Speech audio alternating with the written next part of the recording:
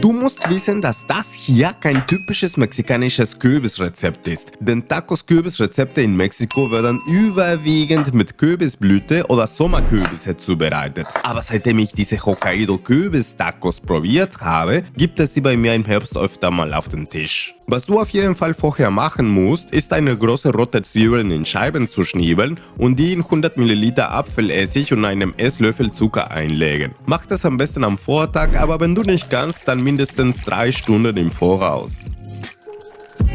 Und wenn nicht alle Zwiebeln bedeckt sind, kippe einfach einen Schluck Wasser dazu, bis alles schön unter der Flüssigkeit schwimmt. Aber kommen wir zum absolut geilsten aller Kürbisrezepte. Hau zuerst mal 3 Esslöffel Öl in eine Pfanne auf mittlere Hitze und sobald das Öl heiß ist, schmeißt du eine fein gewürfelte weiße Zwiebel dazu. Und während die Zwiebeln glasig werden, hast du genug Zeit, mir einen Like zu lassen. Und sobald du durch die Zwiebeln schauen kannst, packst du 2 fein gehackte Knoblauchzehen rein. Ich habe dir den langweiligen Kram erspart und schon mal einen halben Hokkaido-Kürbis geputzt und in kleine mundgerechte Würfel geschnibbelt.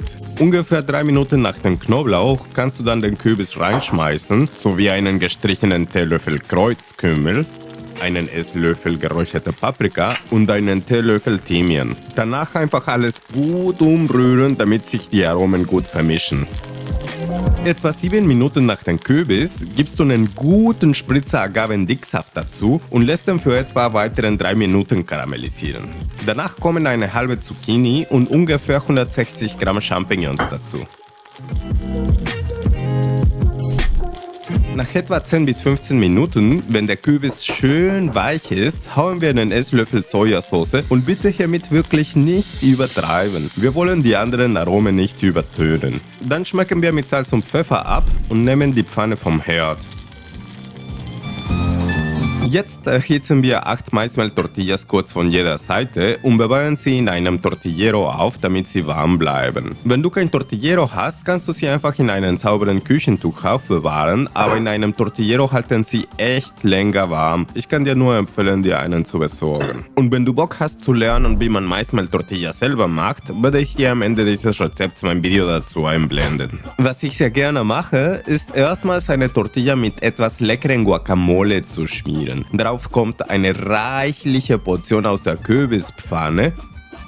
Obendrauf streue ich sehr gerne etwas Feta-Käse, ein bisschen Koriander, einen Spritzer Limettensaft und auch ein paar der eingelegten Zwiebelscheiben. Aber wir sind auf keinen Fall fertig. Was meiner Meinung nach auf jeden Fall dazu gehört, weil es alle Aromen perfekt abrundet, ist ein bisschen von den beliebtesten Chiliöls Mexikos. Salsa Macha. Mit ihren rauchigen, nussigen und gerösteten Aromen ist die Salsa Macha einfach das perfekte Topping für diese Tacos. Im Video auf der rechten Seite zeige ich dir, wie du sie selber machen kannst. Oder du schaust dir das Video auf der linken Seite an und lernst, wie man Maismehl-Tortillas ganz easy zubereitet.